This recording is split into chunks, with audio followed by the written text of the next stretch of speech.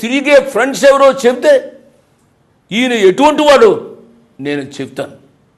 నా ప్రియులరా, ఇనుము చేత ఇనుము పదునగును అనగా మన స్నేహాలను బట్టి కూడా మన జీవితము ఆధారపడి ఉంటుంది.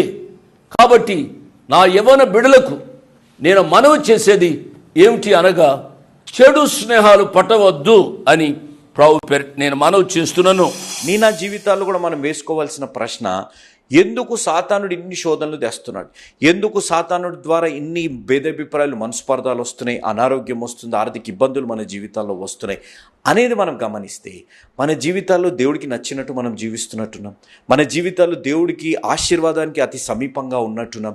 మన జీవితాల్లో దేవుడు ఒక గొప్ప కార్యం చేయడానికి మనం అతి సమీపంగా ఉన్నాము. కాబట్టి ఇన్ని శోధనలు, ఇంత శత్రువుత, ఇంత వ్యతిరేకత మన జీవితాల్లో కలుగుతుందేమో అనేది ఒక్కసారి మనం ఆలోచించాలి.